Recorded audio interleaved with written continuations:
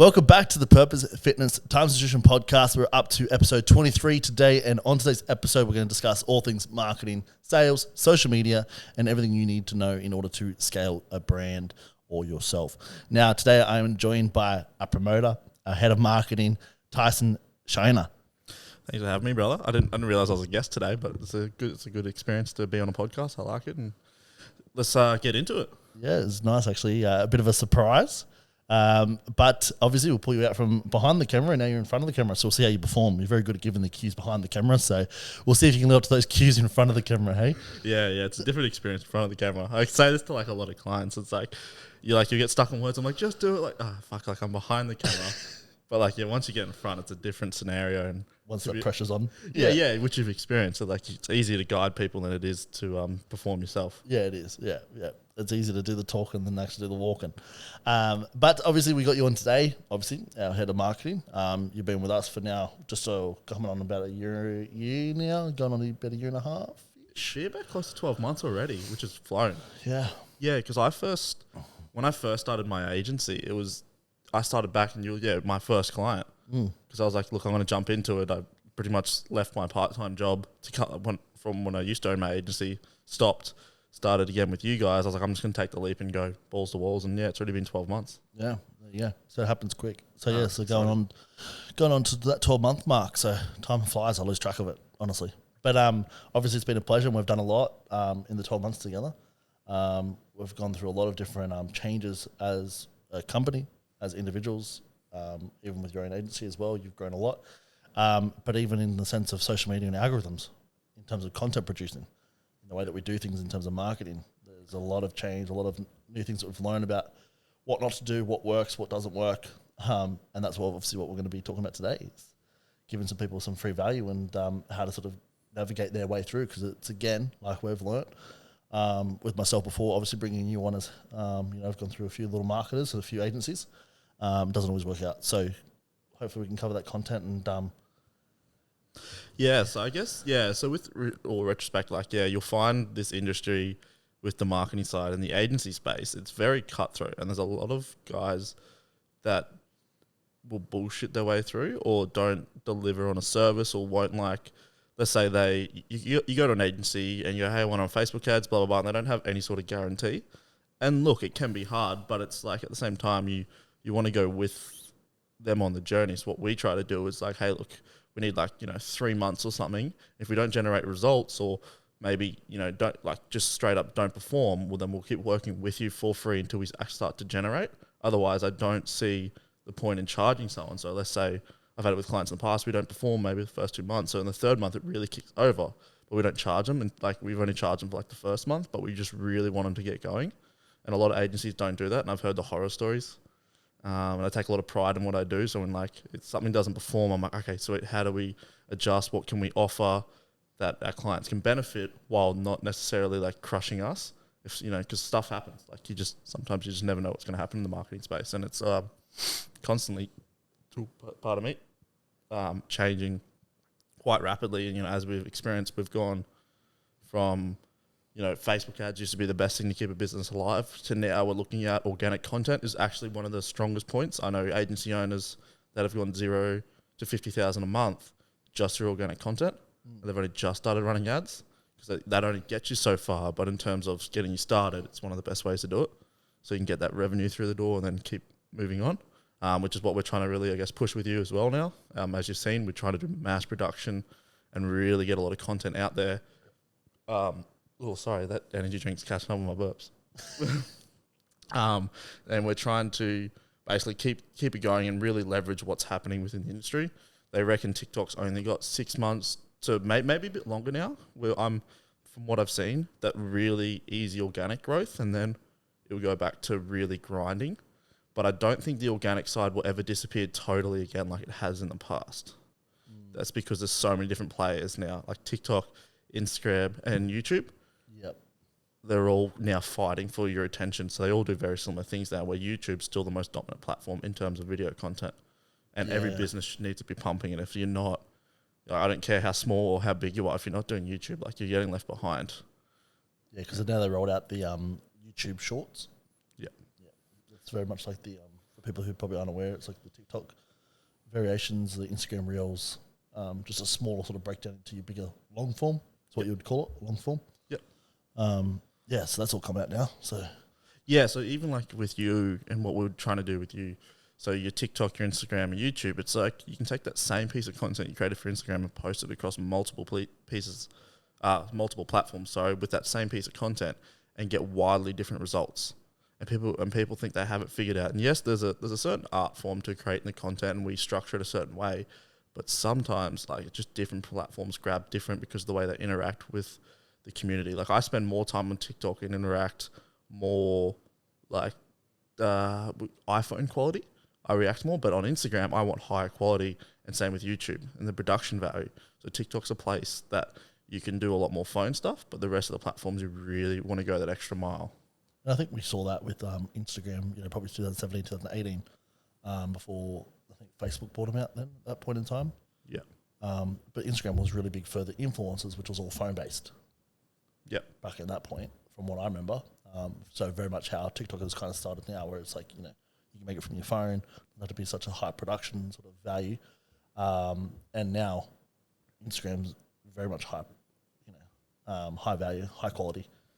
Yeah, it's that extra mile people appreciate.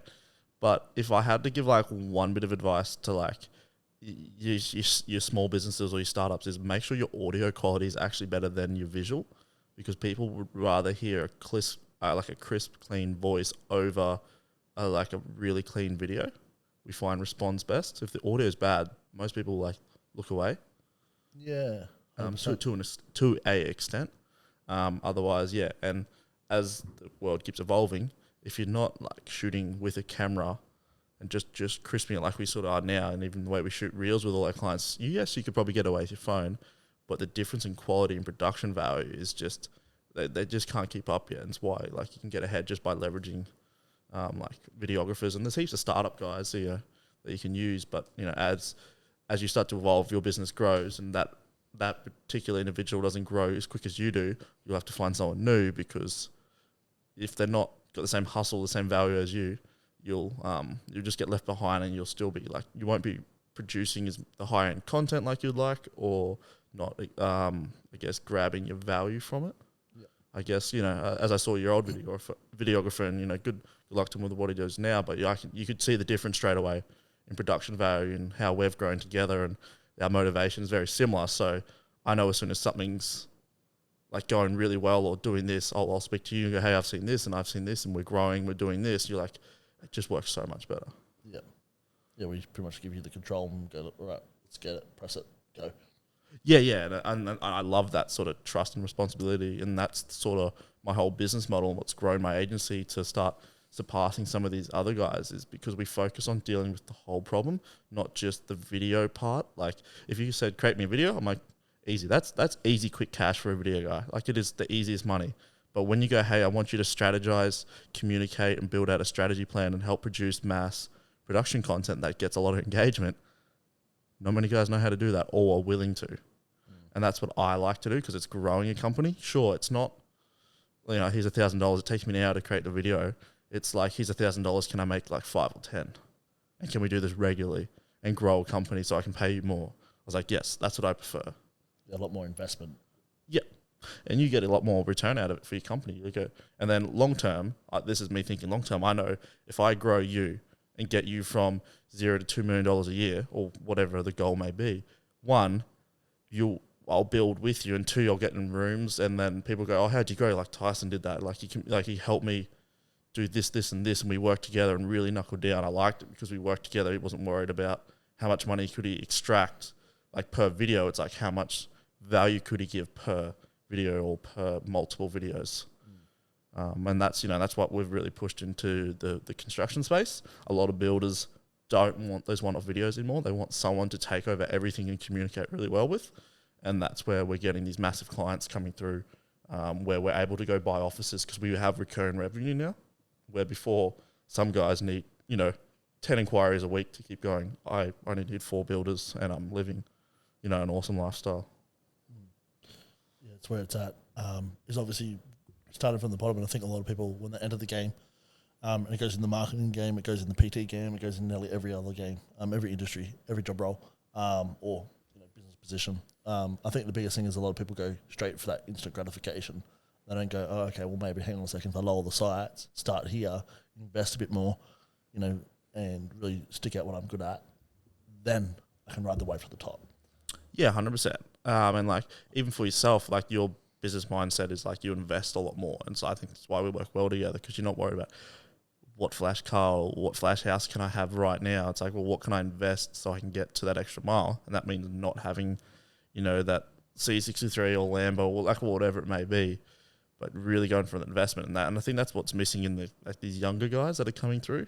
They're a bit more flashy, which is a shame, even in the fitness industry. It's one thing I will say, it's so much easier to be a female fitness coach than it is a male in this industry. Yeah, and why is that? Just because women trust each other so much more and so much more easily. Is that a word? Yeah. I think so. Yeah. Good pronunciation of my English. And the response, and when we're running ads for particular clients, I can get inquiries within like the day of a female ad by pressing on confidence and things like that. Where you do that with a male, he's like, oh fuck, I have confidence. What do you mean? Like the ego comes out, and to really build that trust with a male through social media is really hard and the hardest market to crack. Hence Very that's stubborn. And then for us and what we're going for, we have an even tougher market again. So and that's why it takes time. If you know your market and know what you're in for, then you'll understand the journey. But if you go, hey, I'm trying to get $0 to $1 million, well, we would need to change industries and how we attack the whole approach totally compared to what we're doing, and people don't realize that.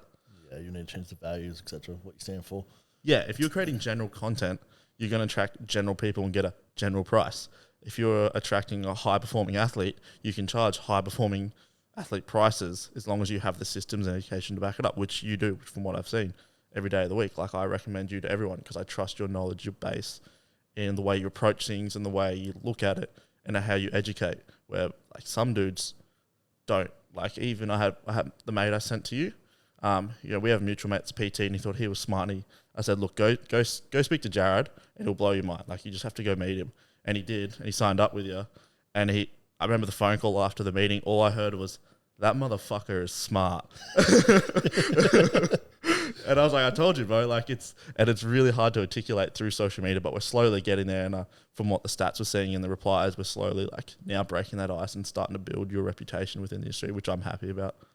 Which is key. Reputation is king in the game. Yeah. And it's very hard to sort of push a authenticity is what I call it. Authentic self. Yeah, you're in a deadly market. Like it's a fitness industry that you just don't know who to trust anymore. It's still, the Liver King scandal. Yes. Whatever. Oh man, that was it. That was coming for a while, but something like that. He's just sweared by it, and he still comes out. He was lying the whole time, so it's hard. Yeah, it's very hard to push it, especially when you're doing advertisements or content of some sort. You're always going to get that skeptical thinking on that. But yes, it's a never-ending world that one is. But that's why we have people like you in the game to obviously navigate in those new pipelines, organic content productions, and building that out. Yeah. So I'm going to go back. You were speaking a bit about like sacrifices, and you touched on, you like working with me because I'm more about investments and I'm not about, grabbing quick, flashy things. I don't care about the cars. I don't care about the houses yet. You know what I mean? That's a long goal. And you said, it's nice because you invest and you're not focusing on those and you sacrifice those things in order to invest to grow to where you need to be down the track. Whereas, you're seeing a lot of these young guys coming through and they want that tomorrow or now. You know what I mean? I want to go a bit more into that. What sacrifices are needed, whether you want to address the people that are looking at, entering the game as a marketer, or as a whole concept, or even just the guys that you are working with in terms of clients, guys that you're going to be potentially working with or could help in the game of, PTs, coaches, constructions. Do you want to touch a bit more about that? Me and you had a bit of a talk about it before, it started with the lovely capital letter of F, and how you've read a success story on one of these guys who removed F and all life has improved. Yeah. Just you want to enter into that a bit more so that way people, who are on the other line can listen in, what sacrifices need to be done in order to get to that next level. Yeah, and people don't understand. Like people will talk about sacrifice, man, but don't actually sacrifice the right things. They may say, oh, like I'll sacrifice like chicken to get it, like fried chicken to get a 6-pack or something. I was like, well, why don't you sacrifice your gaming time to go for a walk so you burn more calories, or things like that, or spike your metabolism? And for us, we're pretty much on the same wavelength, like we said before the podcast. It's like, forget about females while you're starting.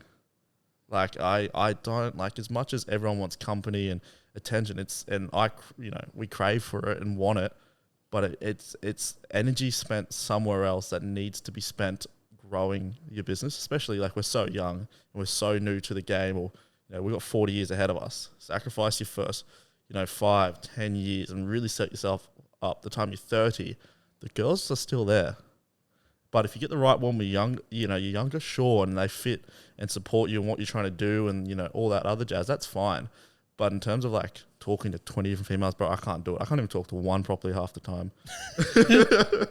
Like, it's hard. Like yourself, you're just like, if you're not suiting or aiding in what I'm trying to do or help me get in somewhere, it's so hard to give you energy and time and effort. If you ain't going to make me $1 million, don't enter the chat room. Yeah, exactly. Sacrifice. Like, I still live at home, bro, but like I cleared 6 figures in 6 months in starting my business last year. And everyone goes, why do you still live at home? I was like, because it's a sacrifice I need to make so I can spend that income somewhere else. Now, I don't live rent free and things like that, but it allows me to dial back, maybe $200-300 a week. That's like, what, $1,200 a month that I can go put in to Facebook ads or buy new equipment a lot quicker than if I was living out of home. Yes. And what was it, a couple of years ago, I remember speaking to this chick that just come out of uni. I was actually sort of like seeing her a little bit, and she spoke about like, oh, I've done a lot, like I finished my degree, I've moved out of home. I'm like, cool. So you got like a $60,000 debt and you've just moved out of home with all your friends, and now you've probably got an expense rate of $600-700 a week, but if you stayed at home, it might be $300. So all of a sudden now you're spending an extra $2,000 a month when you got to pay off a uni debt. Like just bite the bullet for another couple of years and set yourself up. But no, it's all about the lifestyle and, partying and house. I'm just like, I don't care about that that much. Flexing on people that I live at home in a flash house. I could go rent a place for $1,000 a week, $2,000 a week we're looking at. But once again, the money's going to a place that doesn't aid our end goal. So there's no point. I'd rather spend that on I can spend on Facebook ads. We're looking at hiring a guy now. I could go get a flash house and keep working the same, but I want more time to spend on my business, so therefore I must sacrifice living a high life so I can pay someone to help me out. Otherwise, I won't get to where I want to get to. It's just switching that mindset around of what's actually more important rather than, getting what you need now. That, that investment of having a new staff member, that staff member, if it's the right valuable staff member, can make you an easy another $200-300K per year. Easily. Well, it's like you investing in me and helping you out. It's like you could create your own content, but with like your workload and your plate, something has to give. Mm-hmm. Like, you can't excel in other areas of your business if you have to do all of it. And that's the point we're at. Like, what you're doing now is like investing in me. I need to do that with someone else so I can take workload off my plate and really get my business going and focus on what actually makes the money, not what sort of like generates the day to day. And that's my job for you. It's like, okay, we got, this content, let's plan this. Okay. Organize editors, what's trending. I'm always looking out for that, where like, you don't need to, I can just send you stuff and go, hey, look, I saw this went well the other day, try this. Remember, like, even TikTok, you weren't doing, I was like, Jared, do it, because you're so busy in the other parts of your business that you'll forget certain things, and that's my job, to remind you to do certain things that I think that are working, etc. Yeah, you give that overview feedback on the social media side of things as well. Now, going back to the conversation where we're talking about, removing the distractions of messages with females and stuff like that as well. One thing that I've done just recently was actually, logging out of social media and having allocated spots to go back into social media just due to the distractions. And like you said, with my workload, jumping onto TikTok and doing, remixes and responding to people and stuff like that. It's just time. Yes, it is valuable, but it's time that also takes out from other tasks. Now, in terms of a marketing background, for someone who's listening to this, obviously we know what we do, and we know what's more transactional, I'll use the word, of our time. From a marketing standpoint, for people that are often seeking this attention or getting lonely or trying to fill the voids or getting easily distracted just by scrolling on social media, least an hour per time they're jumping on. Quick dopamine hits. Yeah. What would be more beneficial in terms of, trying to scale a brand, scale their own individual brand, or, what can they be doing that will be more transactional in terms of the social media standpoint over boring conversations about females? Yeah, so like where you focus. What's the saying? Where energy flows, energy goes, or whatever it is. Yeah. Something like. It's exactly. So if I'm sitting there trying to talk to a million chicks on Instagram and all this stuff, but I'm trying to do a startup business, like that time, thinking, trying to reply to all these chicks, find new ones. Has she replied? Has she not? All this stuff, all that energy could actually be spent going somewhere else. And I did it with a chick recently. I was like more worried about like if she was going to text me back, and I'm like speaking to my boys. I'm like, what am I doing? Like, yeah, she's absolutely drop dead gorgeous that I'm talking to, and blah blah blah. And it might lead somewhere eventually, but she's gone away for a bit. But at the same time, once I pulled back that energy and focus on business, it's just starting to go bang, and the momentum we're starting to increase. And I was like, Jesus, like that, the power of like losing that attention, not putting in the right place, can literally take you from to making 100K a year or to making $1 million. Yeah. Or even more if you're in the right industry and have the right drive. And people don't understand that. And it's so that was a cool realization. And I'm not going to say like no to females, but unless like it's limit it. Yeah, aiding in what I'm doing. It's hard. Don't get me wrong. Like the amount of times I sit there late at night, lonely as hell, wishing I had someone, or thinking about all. I'm like, it's the price you pay. Like, as you would, just sit in your bed, you're like, damn, like it would be nice to have some company, but at the same time, it's we're up there studying, reading books, or editing, rebuilding content. Well, that's what you do, but I'm replying to emails or paying your invoices or something like that. Yeah, exactly. And it's where duty calls. And you'd be sitting in bed and you're like, oh, like I should go to sleep, get the start of the day, and then like your brain will go. You're like, oh, I just thought of this. I just thought of that. Like as an entrepreneur, it's so hard to switch off. And I find it so hard at the moment. I'm trying to work out how to turn it down, but I'll be sitting there going, oh shit, that's right. I was meant to like look at this for Jared or look at this for another client or send this proposal off. Like, cause I'm just so caught up in the day to day that, it gets a lot. It slips the mind. Or, something like myself where it's like, at the end of the day, once you've done your non-negotiable high leveraged activities for the day, you come and you stop and then, or you have a shower and you go, all the thoughts go, oh shit, this task, that task, that task. And then you get texts from people like me going, hey dude, where are we up to with this? Yep. Hey dude, can we book this in? I'm a big one for I go drives and cars, and because you can't do anything but think. And if I need to be thinking about calling people, I'm like, sweet, like I'm lucky I got Apple CarPlay in my new car, so I'm just like, oh bang, and I just start dialing like from like one meeting to the other. I think I rang like 20 people, 10 new clients, 5 old ones, and new inquiries, and just trying to I couldn't write anything down, but it was just getting like certain things done at certain times because you can't do anything else. Yeah. But when you're at home and that phone's sitting there, like you got to be careful. And like I'm getting better at it.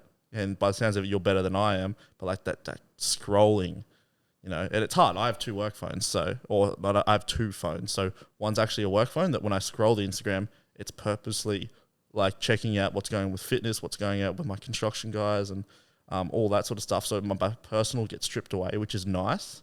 It's the way I've gone about it.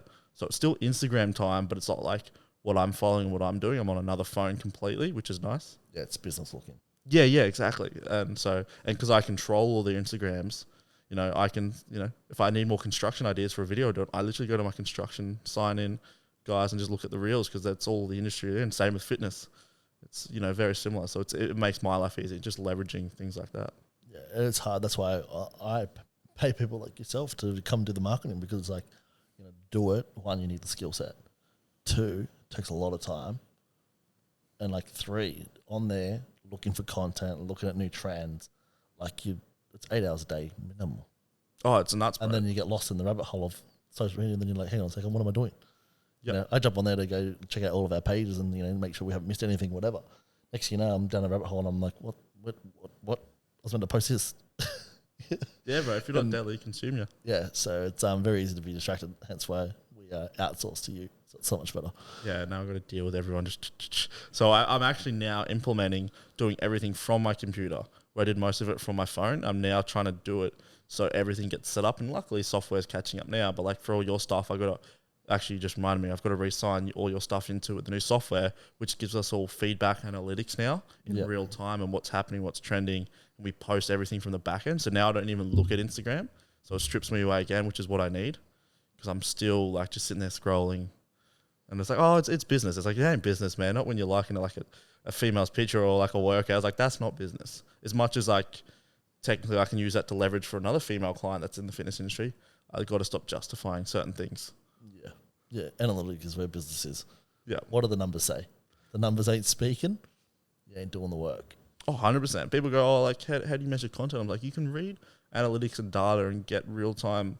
It's like, there's so many social media agencies that do posting for clients and talk about, we'll do all this content, we'll do all this. And they're only talking about like likes and impressions. I'm like, I want to know how many inquiries you get. How many, like, is your business at 10K? Now we're at 15K next month? Cool. That's what I care about. They're the numbers. Did we find it come from natural organic? Awesome. So I know what we're doing is working. We did that with you. We saw, good momentum shifts, people liking content, things like that. But at the same time, if we were getting 100,000 views on every video, but we're still not getting new inquiries, well, the content isn't working. It's hitting the wrong audience. Yeah, it's hitting the right audience. It's funny or it's engaging, but it's not the right audience for transactions. Yeah, exactly. And people mistake that. A lot of social media agencies that just do the posting, I'm sorry, but they're terrible and have no idea what they're doing. If you're a proper social media like agency in terms of scheduling content, organizing it, you should be posting a reel a day for your clients. Find some sort of package that works for that, because reels are the best way to grow your business. Like TikTok's reels, YouTube shorts, one reel gets posted across 3 platforms, and you go from 1,000 views to 3,000 if they all did the same thing. But often not, you get to 5,000 across multiple. So all of a sudden, you've got 5 times the leverage on one piece of content. And people don't even think like that. You can even post it on LinkedIn and things like that, which we're going to push into, but it's, just leverage. It's never ending. Now, touching on that, reels, like me and you had a conversation, I think, before the break over Christmas there, about the expiry for reels and this kind of content. Where do you see it going? Do you see it ending? Because we know how quick things are changing. I think the organic on TikTok is slowing down from what I've seen, quite hefty, but it means short form. So to pull it back, short form content will never go away, and it's only going to get more and more out. Like, businesses need to double down on it for what they're doing and how they approach. Whether you're a property company that like I work with, like we are pushing their content so hard. Like, what do you mean that's not sales? I'm like, no, it's branding. Branding is more important than your Facebook ads sometimes, and people don't understand that. Recognition. Yeah, exactly. And people, like, we saw it with data this year where we were getting like $10 leads for a company that potentially a sale is worth $40,000. And they'll go, this is amazing, this is nuts. But the problem is people, they didn't have the right system set up and the right branding, because we sort of ran the ads and really got them just showing what could happen, that we made it too good for them. And all of a sudden they forgot about the branding. And I did that with clients this year in the fitness space, where we got inquiries straight away, especially one of my female clients, nuts. But I realized there's one key element that is missing when you do Facebook ads with fitness people, is they actually don't know how to sell. And that's not like talking shit on them. It's like, I only just learned properly how to sell from a cold audience. The way you word and approach absolutely everything, to how you get a DM to how you get a cold DM, and there's 2 different types, is like the dynamic shift is nuts. And when I saw it, because I spent close to like $50,000 on private education in 2022, I was like, holy shit. Like, people go, oh, I just need more leads. I was like, no, you just need to learn how to sell better. Yeah, if you're not converting. Yeah. It should be closer towards that 100% of conversion rate. Yeah, I've butchered, over 100 leads last year. I didn't spend nuts money, but I realized I wasn't converting. My business coach, which I still have at the moment, is like, just fucking learn how to sell, mate. Like, you have the leads. It's like, the leads don't need to get better. You just need to learn how to sell better. And as long as you're passionate about what you do, which, you are, it's sometimes you get frustrated a little bit too, because they're like, you don't see the light. But you've got to take them through this emotional journey, get them excited, so they want to give you more cash. I had it last week. This builder went from the starting price to go, can we pay you more? We want more work. I'm like, you can pay me as much as you want. And that's where you want your clients. They want to pay you more because they appreciate what you do. But it's finding the right clients. Yeah, typically, if they're hesitant or on the fence, either it's something, there's a resistance. People don't just inquire for no reason. Oh, 100%. Yeah. They're coming to find something, solve something, get something, whatever. Yeah. So, but you said it right there. You said number one problem with fitness people is they don't know how to sell. Yeah. And that's the number one thing I see. So obviously with my background, I teach students how to enter the game, get the certs, and then also teach them on how to set up a business as a coach, as a PT. And we see it. I've been in the gyms. I've been out of the gyms. Now working on this front of it as well. You know, we see it front on. And that's the number one thing is you see the turnover of PTs and coaches is significant. You look at it in the gyms, like Good Lives. Like they've got, 30 to 40 PTs, depends on the size of the gym. Worlds, I think they're pretty good, but most of them, they don't have 30 to 40 people, whereas Good Lives, they've got 30 to 40 PTs with, a membership base of active members, 2,000 of maximum, 4,000 members. That's going to be a big game changer of who can sell versus who can't sell. And that's why you see, I think, what was it, back in 2021, 2020, probably before COVID, the turnover rate of PTs was there a world before COVID? I forgot about it. What was the world? Yeah, honestly. But yeah, back before then, I lose track of the dates. We get flagged for that. I might have to beep that. Probably. we might get censored. We'll see what happens. But yeah, back then, I forget the dates now. It's been that long. But there was a statistic came out, and the turnover rate for PTs in the gym was, about 3 months.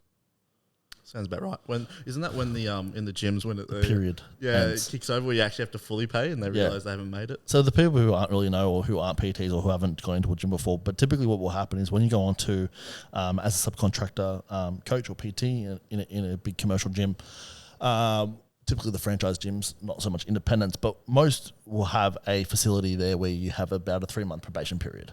In that 3 months, you typically will either negotiate a deal where you won't have rent, or you'll have a reduced amount in lieu of work. You might work in the reception, you might work doing cleaning, maintenance, whatever it is, or you just might do in lieu of free PT sessions for new members that come on a part of a new month deal. There's a lot of different things that could be happening, but typically those 3 months aren't for free. Those 3 months are a leeway to help you get set up and then make your stance in the gym. Now, what we see is as soon as that 3 months is up, coming to the deadline, these PTs that have entered still have 0 clients, or they have barely enough to even break even. Now, the number one thing is it's not the gyms, it's not the members, it's the coach's inability to sell. And that is exactly what we see. We now see that translate online as well. If you can't sell in person selling is one of the easiest damn ways to sell, because you've got them on face value. You've got them actually driving 20, 30 minutes to your gym, or even 5 minutes, depends on where they live. They're walking out of the car, they're walking through the crowd, they're walking through the doors, they've signed up, and they're there. That's more commitment than anything, whereas online they can just close the app and they're done. You know what I mean? Like, you can run away online. So if you cannot sell in the gym or in person, then that screams that you need help and attention to your sales. But the biggest thing that I find is PTs think that they're just going to come in and just transform people's lives. The biggest thing is the PTs, people do a lot of talking. They want all of these amazing things, but when it comes to actually doing the work, they don't want to do it. Procrastination. So you got to do a lot of convincing. You got to go through a lot of, counseling kind of work to kind of get people's headspace in the right game. But that's the thing, like, people don't last because they just struggle with the sales side of things. So I'm going to sort of hand it back over to you. What's your advice? Because obviously I know it from the front of the PT side of things. What did you do when you first started as a PT? What was your way of, you got clients and you hustled and all that? So I started back in a country town, which was even harder. Smaller population, no one cares about overweight. There wasn't much, presence of, fitness influencers. There wasn't much social media. You're competing with, alcohol, bad food. There was barely, there was no, GYG then. There was no sushi. The best you had was Macca's and KFC and Chinese. Yeah. You know what I mean? And pizzas, for takeout food. You know what I mean? So it wasn't like what we've got up here or, in the metropolitan areas. But I made it work. So I was actually the longest lasting PT in the gym. So I actually operated out of a Snap Fitness in Dubbo, New South Wales. And what's the population down there? Back then it was probably like 32,000. I think it's up towards about 43,000 now. Yeah, a lot harder with that smaller population. Yeah, so it's a small population. Honestly, the active member base. 3. I can't even give you an indicative number. But it wasn't much. You know what I mean? It was not much at all. I think back then we had 3 major 24/7 or sort of major gyms. You had an Anytime Fitness, we had an East and West direction one, then we had the Snap Fitness, and then we had an RSL. As far as that was pretty much your main gyms, and that was all you had. So, you know, back then, like, again, I was the longest lasting PT, so I lasted there for about probably 15 to 18 months. And then I moved towns, cities, and then that's why that came to an end. Otherwise, I would have still stayed there and dominated. But, you know, the owner befriended me and, you know, was like, oh, you know, you're the longest lasting PT we've had. So then, you know, they just kind of let me do my thing, which was quite good. So when I started, I just was myself, same as I am today. I reckon it's the passion is the difference. That's it. Oh, I entered the game because I was like, shit needs to change here in this country town. And I was, back then, obviously weight loss was the biggest market. That's what everyone needed. So I was just myself, just was friendly, you know, passionate, and maybe I just had that attractive energy. Yeah, I think it comes across. Like I've, you know, talking about the PT game and the turnover, I saw it in my current gym, and I could almost walk in and point to each PT that would be gone in 3 months, and they gone, disappeared.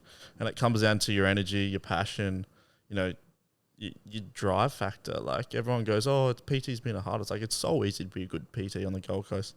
There's just a lot of PTs, a lot of PTs. But if you're truly passionate, like yourself, and want to grow and want to make a change, it's actually quite easy. But you just got to start to generate the momentum and be consistent, because the moment you even drop the ball in any industry, you're gone. I did it in my video. The moment I took 6 months off to get actually going and to, you know, get it moving like I wanted, took me, you know, 3 months. And then, you know, when I was working with you, when we first started, I was like still working as a carpenter, trying to figure it out. I was like, fuck, like this is the hard, but I was like, this is the hustle. Like I would take days off work to go like shoot with you.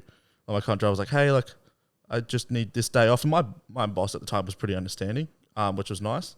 But yeah, it's just that drive factor. On weekends I'd be working, just trying to make that extra dough so you can buy that extra piece of equipment. Like I started Your Biz Media with $2,000, and $5,000 went for a deposit for a coach. And I was like, fuck.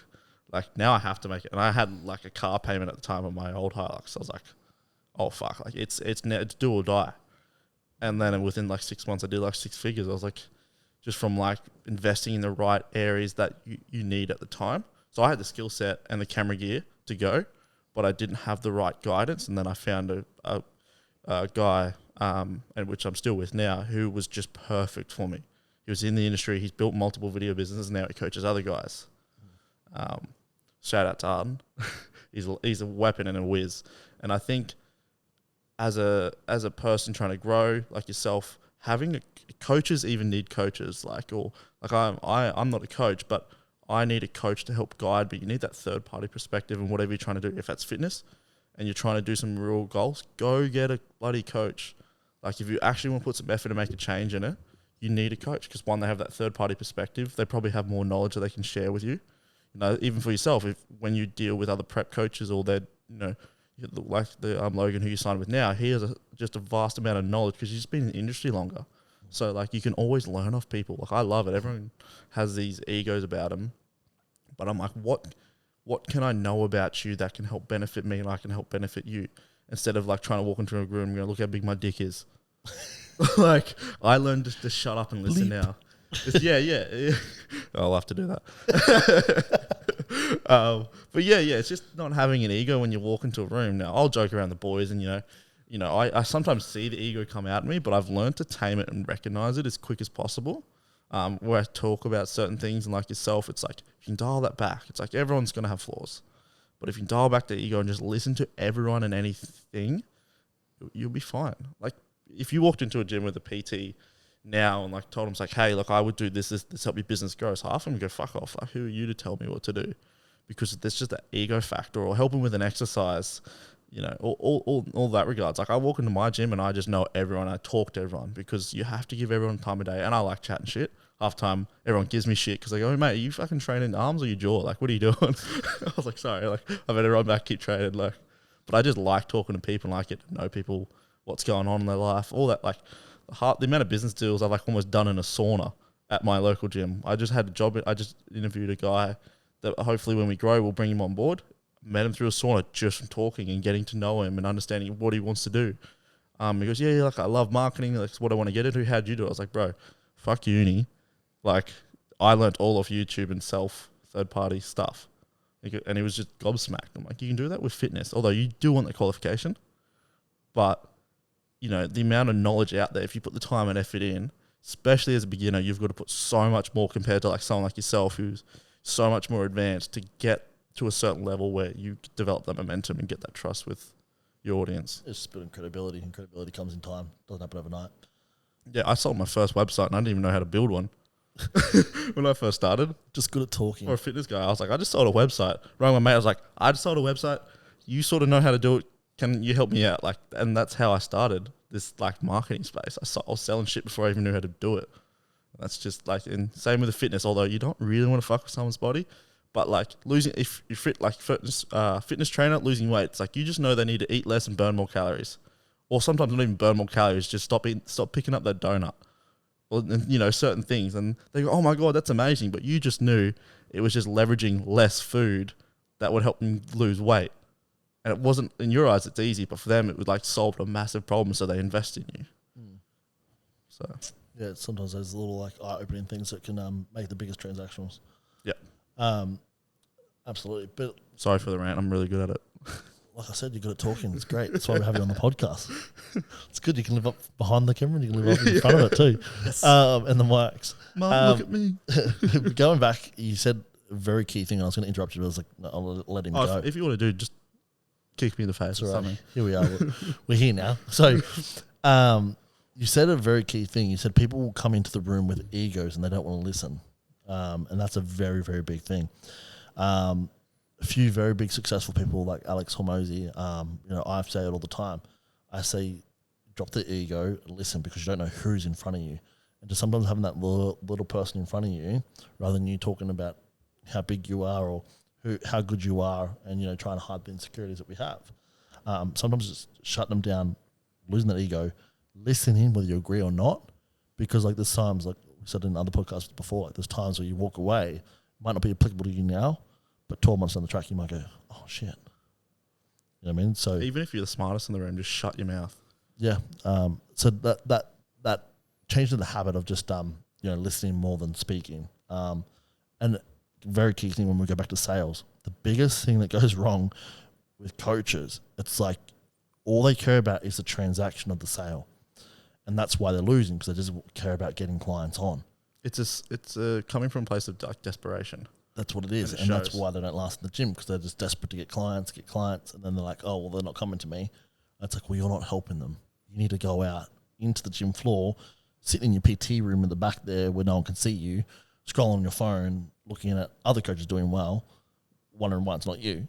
You need to get off your phone. You need to get out in that room. You need to go out and talk to people, start the conversations, get outside your comfort zone and listen, because the people that are right in front of you are there for a reason. And if you can listen to what they need, and then you can solve it. And that's how this process of sales works. Listening to what people need, even if it's just sometimes not even about sales. Sometimes it's even about taking advice. But for today, it's obviously that's what our main subject is about marketing, sales, leveraging. And don't just think about short term, think about long term, as you would build those relationships. That's it. I just started finally signing clients that I was working for the last 18 months. Planting a seed is what I call it. Yeah. You got it. Sometimes, like I've had people that have followed me on, now mainly I'm online. I had people follow me for 3-4 years. And it took 3 to 4 years for that plant and that seed to finally grow. And then boom, then they're with me for like the last 3 years. Sometimes it's like, when you speak to someone, and this is any industry, but in fitness, they're just not in need of, they don't have enough pain yet. So whether that's, you know, someone looking to compete, I find, you know, they might just go to the coach that makes them feel the best, but not the coach that is the best for them. Yeah. Like I've seen it with you, certain athletes move away because they didn't necessarily agree with your techniques and how you approach it. But that's because they're so used to the bullshit in the fitness industry that they're like, oh, I just need to be pumping weights, lifting heavy. Well, it's like maybe if you dial it back and train a little bit less, you actually grow a bit more and do a bit of this, which is like the way you explained your techniques. I was like, look, the way I educated, I was like, really? You go, yeah, bro. I'm like, okay, cool. I just learned something. So when people ask me like, oh, I train 6 days a week, I'm like, oh, you having a break like I think for you it's like every third or fourth day with your athletes. I'm like, yeah, I'm just like, oh, nah, don't do that, because like I understood where it come from, someone who's more educated just by listening, rather than like, because I'm qualified myself and I've trained people, and I know more than most PTs in the gym, but I will still always walk into a gym and like, what can I learn to make me better as a person? You know, and being around you, I get lots of good information, so it's handy. Yes, exactly. You get it straight from the source, mate. Straight from the source. But like you said, like, you know, we got people that, you know, don't always agree at the start with the philosophy that we have, and that's fine. That's the individual's take on it. But often, how many people have come back and gone, hey, like, sorry, bro, you were right. Like, yeah. You know? And it's good, and you're the type of person that doesn't have ego. You're like, yeah, that's cool, bro. But like now you see a lot of them very happy because it's going to be more beneficial for your athletes and the people that come back. Yeah. You know, and that's the game you play. It's like you're fighting also like what is seen as normal in the industry, pumping heavy weights or lifting heavy. It's like just control it back and do, you know, don't just think there's one way to do something. There's so many different ways. So many different ways. Yeah, and like even with video, the way I used to shoot video is so different to now. It's like there's got to be a better way. There's got to be a way. Like for me, the way my business evolved, it's like I've got to find a way to get builders to pay me month to month instead of one-off videos, and I found it.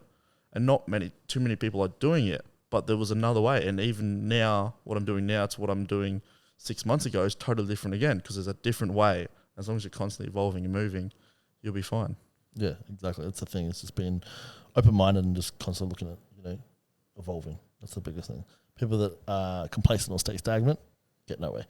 Oh, 100%. If you get complacent, I think so many good philosophy sayings and all that I listen to TikTok, but I forget. There's like one, like comfort is the thing that will kill your dream. Or yes, yeah. When I was getting comfortable and getting successful, even last year in marketing and understanding things, it's like I almost jumped too far ahead, and all of a sudden it slowed back down, and then you got to go back again, and you're just like this constant emotional roller coaster. But the pedal can never be taken off. Yeah, and the one thing that was, I guess, missing was discipline, and now I'm getting that back a lot more, and that comes into training. It's like there's one thing that I've never not missed, and it's like training, even when I'm hate it, like absolutely do not feel like doing it. I'm too tired, can't be asked. It's like just get in and get it done, even if it's like a half-ass session. Something is better than nothing, and I've always done that, and it's so hard. People would like showing up. Yeah, people go, oh, they look great. It's like, bro, some days I fucking do not want to be in that gym. Some days I know I need to do cardio and I don't want to do it, but I was like, look, you don't have to do your half, but at least do your 10, get that sweat, you know, and don't do it on the treadmill, do it on the stepper, because that gets your heart rate up quicker, even though it hurts more. You know, just looking at better ways to like get things done, even though you may not feel like it. Reading a book. Oh, fuck, I don't feel like reading. All right, audio book. It's like there's solutions. Yeah, that's it. Like, but yeah, so in terms of like marketing in the fitness space and what you've experienced, what's the best thing that's worked for you over the last 4 years you've found? Great question. We haven't really like in terms of stepping into marketing, like I think marketing has such a broad term, and I think when we apply the term of marketing, people think advertisements. Yeah. Like we've only just started doing advertisements. Yeah. And that's because we're just completely remodeled the business and moving in a new direction, and looking at scaling. Like we're at a point now where the organic growth is great, but to get to the next stage, we need to create marketing advertisements. Yeah, you only can grow so far organically. Yes, and that's what it's been like. Yeah, I've never ever looked at my business in the sense of, and that's probably one of my biggest downfalls, is I never looked at the business in terms of a analytics standpoint or a financial standpoint of, you know, how many intakes versus outtakes, how many this and that. I just literally like, if I'm impacting people, then I'm doing well. Yeah. You know what I mean? So like the moment that things were going, you know, if I ever lost too many people or something like that, I'm like, oh, okay, what's happening internal? Have I dropped the ball? Kind of stuff like that. So I think the biggest thing, like when people look at marketing, they're like, oh, you know, you're talking about advertisements. not really. When we talk about sort of marketing, I think we look at it in the whole terms. But when in terms of what, like yeah, form of marketing.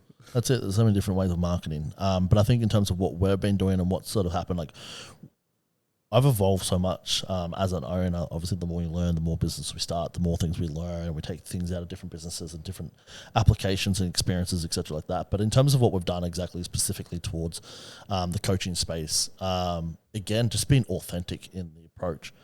One of my biggest limiting factors was not putting myself out there enough due to the possibility of getting slandered. You know what I mean? Because you had all these sort of up-and-coming people, and there was a time there where there's a few people hating on each other, and I stay out of that rat race. I just run my own game quietly. But again, though, I was the one that was losing in that race. Yeah.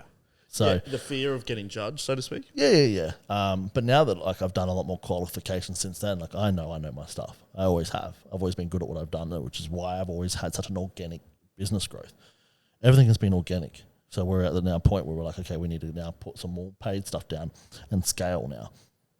And so nearly all of the businesses have been organic growth, which has been great. So to have that kind of organic growth across all of the businesses just goes to show that we are doing something right. We are good at what we do.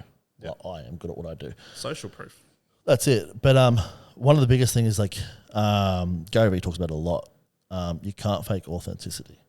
And that's something that people try to, but you can't. Yeah, you can't. Get People will see through it. You might fool people for the small bit, but the biggest thing is people will always find out who you are. And I've always preached, and that's why I don't really go out and try and like market or be boisterous in the way that we kind of do our content. I just put stuff out that I try and help motivate and inspire people. I just be my authentic self. If I'm doing something, I'm doing it. It's not a lie. If I'm posting something about what we're trying to do in business, it's not brag, it's just being real. I just hold myself publicly accountable. But in terms of like the coaching space, just I think that the evolution of my knowledge and my development in terms of an athletic standpoint and also in terms of a coaching standpoint, and then letting that speak through my work has been the biggest game changer. So like I haven't changed myself as a character. I've only evolved better and better in terms of forms of communications and stuff like that and own personal education. But me as my authentic self or my mission has not changed. My mission, my values have all stayed the same. But the evolution of my knowledge and my results with clients, now athletes specifically, that's pretty much what we've done in terms of marketing. It's just rather than me doing all the talking, I go in, do some work, learn some more, master my skill set even further, and then let that work do the talking through the athletes. And I think the biggest thing as well, the biggest thing that I've done, especially probably in the last 18 months, 12 months specifically, has been nutting out exactly what I really want to work with. Like your ideal client avatar. Yeah, ideal. The saying, this is one of my favorite sayings, is you keep doing the same thing and expecting a different result. And it's just like we kept going around in this circle. And again, that's why we're also doing now sort of paid advertising work in terms of the marketing space, is because we kept doing the same thing, organic growth, and we just kept churning the wheels at the same sort of consistent numbers. And it's like, I don't look at financial numbers in that sense, but in terms of, trying to build multi-million-dollar complexes and, trying to, bring Australia what it needs, unfortunately, you're going to have to look at finances at some point, which is what we've kind of done. And numbers don't lie. That's it. And we just kind of started staying around sort of the same point. We're always doing well, and I guess my attention went to the other side of the businesses too. So there's only so much I could do, but we were just kind of just staying sort of the same. And I was like, well, we keep doing the same. I keep having the same frustrations, and I started to lose my passion. I wouldn't say I lost my passion. The passion's always there, and it's still there. And the frustration and the pain of just dealing with people that did not share the same fire and energy I did. It was like, debilitating. Like it just like paralyzed you, and it took a lot of mental toll out of me too. It's just draining, just problems, excuses. And we looked at, okay, well, that's a problem. How can we fix it? So, we started partnering with, mental health institutions and like try to offer these different services to try and help people. But unfortunately, like I've said before, quitters will always quit. And I say it all the time. So what we did was like, rather than trying to change people who can't be changed or don't want to change themselves, let's stop catering to them. You got to find your ideal client. That's what I've done with my business now, and life's just easier. That's it. So we just kept doing the same thing, and I think the biggest thing that's been the biggest game changer, like, I think we're on track for our biggest year in terms of It's only January. Yeah, we're working with a lot less people, a lot less headaches, and we're on for the biggest year financially, which is great because it's exactly what we're trying to hit our targets for after quarter two. But it all came from just looking at, okay, we're sick of doing the same thing. We're sick of the frustration. I'm sick of working with people that just don't want it. And you can't change people. You can help and guide people and change people if they're ready to do it. But if they're not ready, no matter what you say, no matter how hard you work, no matter how many services you provide, no matter how much free time you give them, nothing is going to change. So the change in the model and changing of the ideal character and avatars in terms of the marketing standpoint has been probably one of the biggest things. But again, never losing sight of who we stand for, our mission, our values, that's all stayed the same. But in terms of marketing standpoint, was literally just looking, okay, well, this is not working in terms of organic. What is the long term here in terms of our strategy, in terms of where we want to be, how do we want to represent as a brand, and looking at those kind of concepts, and then also looking at like the long term game. Okay, well, so if we switch this up and we move it forward, not only is this going to be better for my time, not only is that education going to be better, all of it's going to be better, but then in the long term game, that representation of what we create there then creates so much more that we haven't even thought of or seen yet. Yeah, and because you got that long vision goal, that's when the way you perform day to day in a business changes drastically, and that's what I love about Alex Hormozy.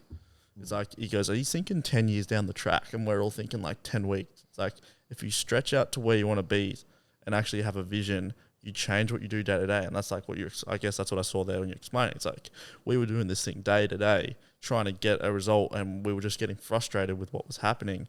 And then you had to take a step back and look at how far you wanted to go and where you wanted to be. It's like, cool, well, maybe you have to make a sacrifice in the amount of clients and get a higher value and then build again. Make that sacrifice of less money, but maybe more quality, and then build again. Yeah, and that's essentially what we've done. And it's worked a treat. And then now, obviously, we're stepping into the paid advertising. Obviously, in the past, we've worked with we've had 2 to 3 internal marketers that worked for us, and just again, one of the biggest lessons there was, if you're going to do something, do it right and pay for the professional experience or service in a sense. Yeah. And again, don't be too trusting. We've been burnt by those as well. But we've worked with 3 people. We work with I'm very kind, generous, etc. So I guess my advice to anyone who's looking at bringing on marketers is make sure the people that you're bringing on share the same values, missions, and focus. Because if you're, willing to conquer the world and they're ready to sip on their skinny lattes at the beach or whatever they want to do, you know what I mean? You're on 2 different wavelengths. And again, we keep using Alex Hormozy, but he's just a legend. Alex Hormozy says the same thing. He goes, when it comes to employing staff, he said, it pays dividends to pay the higher price bracket for a more experienced person than to pay cheaper to save on cost. Because in the end of the day, you're going to be paying more by saving more. Yeah. Because at the end of the day, if, especially in sales, if you've got a killer sales guy and you bring him into the team and he can generate 5 times the return, that 5-time return, on his wage is going to be nothing. Whereas if you're paying someone the same wage or, a little bit less, let's say 20% less of a wage or salary per year, and they're only generating a 1.5-time return, it's costing you 3.5 return or whatever it may be. You're losing that 3.5 difference. You know what I mean? So same thing happens in the marketing or any internal people. If you got someone, and that was the thing, I guess I looked at my younger self and I was always like, well, no one really helped me. So when I come up through the game, I've always been wanting to help people. That's what I'm always about, is helping people. So, when I brought in staff, I'm like, oh, okay, I see potential in you, I'll invest in you. Yeah. When you're starting up, you don't have the investment capital to invest in people. Yeah, it's hard. It's so hard, but if you do it right, it will change the way you look at business. And sometimes people aren't invested or they don't see the investment that you give to them. But that's okay. That's them. But it won't change my values. But moving forward in terms of a business mindset, it's definitely changed. So it's like, we now go to what's going to be the best results. Yes, let's not look at the price as the determining factor. Yeah. What value can extract? It's like, was it long term, short term, all those factors need to play a role. Like you've said, you've had multiple marketers, and I could sort of pick them apart and you tell the difference. It's like, well, generally in this industry, the good marketers, not all, but like the good guys are generally out sort of doing their own thing. They're not sitting there trying to get the 40K. They want like 80, they're 80, 100K if they want in-house, because they become a lot more worth it, I find. Where like if you just want the guys like, oh, I like marketing and I'm sort of into it. It's like, bro, I live, breathe this shit. Like it's nuts. Yeah, and the big thing as well is like when for anyone else who's listening that's in business, it's you see it through the investment. That's probably one of the biggest things as well. As I saw like what marketers were dedicated to work overtime without being paid. Not like I expected it, but what were they willing to do for you and your business growth in order to see you succeed?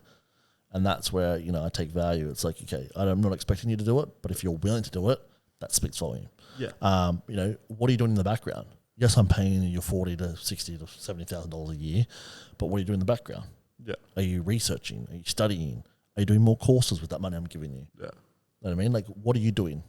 Yeah. That's going to excel you as an individual, which will then in turn get better results for us as a company, and we'll pay you more. Yeah. Oh, you're not doing anything? Oh, okay, you're just going to stay complacent? Yeah. Okay, did you know that there's been 3 algorithm updates? Yeah. You know what I mean? So that's another thing. Is like, when I'm employing people, it's like how much investment, depends on the job role. Yeah. How much investment are you doing in yourself as an individual? And if you're not doing any investments, I don't want you. Oh, and I think that's the best way to look at it. It's like you want someone who wants to get better constantly, and that's what we're both doing. You're constantly trying to get more educated in like, not only do you have business, but you also have your profession, which is like what makes you the money. So you've got 2 aspects where for me, mine's a bit, I guess I got the business side, but the marketing, it's like I need to and want to know what is happening at all times.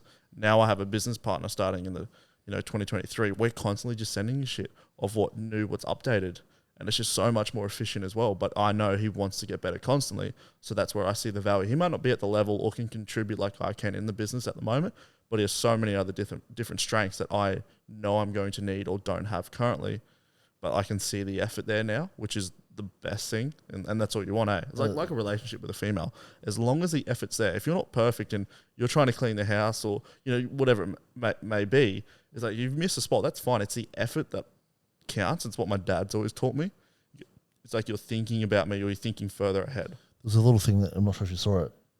Typically, the females are the ones that have posted it, but it's like the on the notes pad on everyone's story. Yeah, it's like the little things that count. It was like the little like goodbyes, or I didn't read it, but it was something like like just the little things that make the difference. And I think that post was reflecting more towards or like a relationship. It's like that little like saying that I love you before the love you. You know what I mean? Like those little things. Same thing with its relationship, whether it's business. It's those little things, those little small little things of effort that just make the biggest change in everything you do. Yeah, 100%. I relate marketing a lot to like females and how you interact and upgrade and trying to advertise yourself. But at the end of the day, it's the small things that matter. Like when eventually I'd like to have a girlfriend, it's not like as much as business stresses the shit out of me. It's like, okay, cool. I know I need to send like I love you, hey, have a good day. Here's a flower or something like come home, drop off a flower or at work or something, and then keep moving. It's just that thought. It doesn't have to be a lot. But as long as you're constantly making those small efforts in anything like life and not just relationships, you'll find it. You just go so much further. I think we just apply to our relationship because it's so easy for people to understand. Yeah. If you apply it back to relationships, because everything we do in life is about relating. Yeah. Whether it's with family, partners, business partners, friends, whatever. Everything that we do in life is relating. So I think it's very easy to apply these kind of analogies back to relating. So just to sort of get a bit more clear in terms of a bit more value for these guys. Now, we touched on it at the start of it. We talked about, people that are coming through, looking at, some young guys that, just doing filming. And you said filming's easy way to go, quick cash, etc.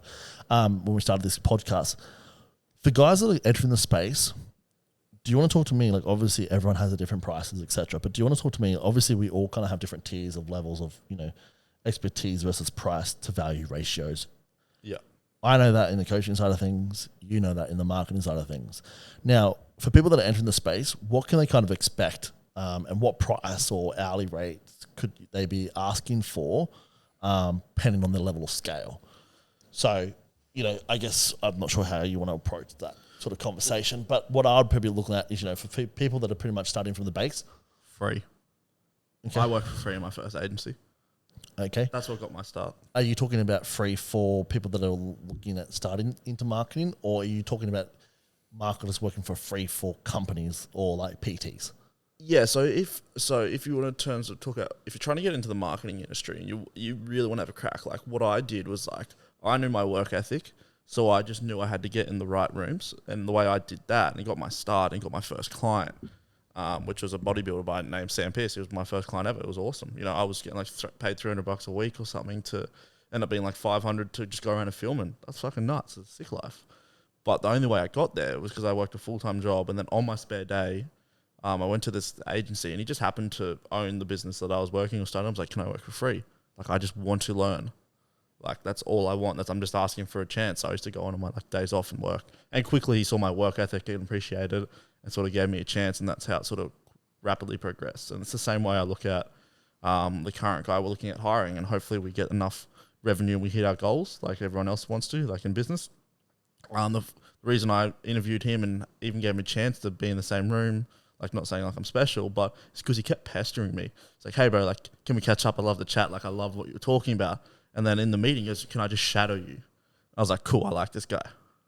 I'll gladly sacrifice, you know, going and getting an apartment by myself or things like that just so I can pay him. I was like, I can stay at home. You know, I could get a nice place right now, but we're looking at getting an office in Burleigh at the moment and looking at employing staff. So there's like $8,000 a month out the window. So all of a sudden, like that nice place all of a sudden goes very quickly and people don't see that. You know, but I still have to live at home. And he goes, oh, you still live at home? I was like, yeah, bro, but like, it's the end goal is all I care about at the moment. I don't care about impressing girls and, you know, and all that crap. So just work for free and start. And then I guess, yeah, hourly rates and things like that. Like I started on $20 an hour once I come off the free. And that will only get you so far. Then you really want to invest in yourself. So, you know, let's say you're working for an agency, you're shadowing, it's cool, you're learning stuff. And then you get your start or you're getting paid or whatever. But let's say you don't get a start in the agency space or you work for free and it doesn't work out. You know, for me it worked out. Just go to companies and offer free services. Eventually you're going to have 3, 4, 5 clients that you've generated results for, testimonials, and then when you speak to someone, all of a sudden you become an authority a lot more compared to when you first started because you have tangible results to show people. Yeah. And that will accelerate quickly. That's probably the easiest way. So if you do free stuff for an agency and it doesn't work out into a job, go do free stuff for multiple like smaller companies and then get your portfolio up and build and door knock and or whatever it takes. Like I network like a mother trucker as much as I can. Saunas at the gym, on the street. I say hello to people walking the street. Some people are shocked when I say hello in the street. Like this young kid saying hello to this older person. I'm like, oh hey man, how's the day? He's like, people still talk to each other in the streets. Like it's so weird, but I run my mouth everywhere. Like and just want to get to know people. Yeah. People don't talk. Even this morning on the walking around the lake, I was like, good morning, hello. Yeah, and everyone's like, oh shit, and just like, they're like, oh hello. It's like, yeah, oh, nice to see you too. Yeah, like I just said hello to your neighbour on the way out. He goes, hey man, how's it going? I was like, good brother, how are you? Like, hope you're doing well. Just walking inside. Like it's the small things. Power of one conversation. Now, obviously, to switch that around is obviously good advice for people that want to get in the agency side. Now, I want to give a bit more advice for people that are looking to bring on like an agency or bringing on a freelancer or bringing on an internal marketer. So obviously we've had ours. We've also had our fair share of agencies in our other companies that rewarded us some money. It's a tough industry. We won't go there. But so for someone who's been burnt, who can speak from the experience, someone who's employed many internals. For someone who's in the marketing game, can you give us your advice? Obviously, what level of pricing is reflective of the value. So for coaches or small businesses that are looking at just starting off with marketing, small. Let's say, for example, they probably don't have a big budget from anywhere from a couple $100 a month to what sort of value they can kind of expect or what they should be asking for or seeing versus starting to scale to set up. So if you're a company and you're looking at building internals and you're just getting started, I wouldn't necessarily worry about getting like a full timer in. I'd worry about like contractors that are more starting and can grow with you, or you go to places like Fiverr and Upwork where you can post jobs, and you usually get people overseas that will work for less and help you accelerate. So all of a sudden, let's say you're a graphic design agency and you're all right at graphic design and you're trying to grow and scale, then just go get people a Fiverr to help you produce work. Because the rates, yeah, sure, you have to take a pay cut out of potentially anything. Like we did with your thumbnails when we first started. I didn't know how to do thumbnails that well. And, while you're happy to say the same thing, he was like, bro, they're looking like the same. I was like, cool, what's the solution? Like, we have a problem with the solution. I went to Fiverr, found a guy that produced some banging thumbnails, and that problem was solved. Yeah, I had to pay for it out of like my retainer, but he also gave me more time back and gave me a solution, so that's fine. So you got to do like a bit of give and take. So yeah, I would look at like Fiverr, Upwork, and if you're just a normal business, similar things, or get a contractor that's starting. You don't even have to be like a graphic design agency, just a small business, someone that wants to sort of get to know and do things and have a crack in the marketing space. Like for yourself, when you first started, you had those guys, but as you've grown, you quickly realize you outgrew their potential at this point in their life, which, all their I guess, want and desire to grow. Where like when we met, we like had a very similar, like, I want to do this, and I'm trying to do this. It's like, cool, it works. And that's the way, I guess I would look at it. Once you get bigger, it's like, does this person actually want to grow and learn? If they don't, you have to be willing to accept that you may outgrow them and have to either hire someone new down the track or hire someone above them or fire them and get someone new in. And, because obviously if it doesn't align, it's going to hold you back. Same as like females and males in relationship. If they don't align, it's going to hold you back. So you need to go get that new partner or new employee. Correct, yeah. Yeah. Power of alignment. Yeah, 100%. Like if, we're not on the same wavelength and you're like, hey bro, like I'm about to fire 2 clients that I do Facebook ads for. Yeah, cool, the money's nice, but they don't want to grow and they're annoying. They're like, oh, ads aren't working. I'm like, well, I can't justify, like you don't want to grow or help me grow with you, and that's fine. Like you don't have to, but we're just not going to work together anymore. And that's fine. Like, I'll recommend you some other people that are, aren't as qualified as me, because I really look after these guys, because once again, they were there from the start. I charge them bugger all, but they just won't grow. So I'm just like, well, I can't justify giving time and attention to it. Yeah, exactly. It's got to fit the alignment. Yeah. All right. Well, thank you so much for obviously jumping on today. A lot of free information that we covered. Hopefully the guys on the other end took a lot away from today. Went into a bit of shit talk, but that's all good for laughs. But yeah, obviously our main goal was to sort of give a bit of insight to the market and insight to who you are, as you're always behind the camera and never on the front of it. You don't like to be on the front of it. But I appreciate you Make more money behind it. I appreciate you being thrown into the deep end, because before today you didn't even know you were on. So it's a good surprise though. I like it. I like surprises. You throw you in the deep end. That's what you do to me all the time. Yeah. I'm like, hey, Jared's like, what are we shooting? I was like, I'll figure it out. And we always do. I'm like, yeah, dude, just send me the scripts so I know what I'm saying. Yeah, just say like, send me the topics, and I turn up. I'm like, you got the topics? He goes, nah. Just come up. Here you go. I got to start. In all honesty, I like spur of the moment, and I think I get a lot out of you. Yeah, I get more natural. Which is actually what I do with a lot of clients now, but that's for another podcast. But yeah, sometimes planned isn't always best.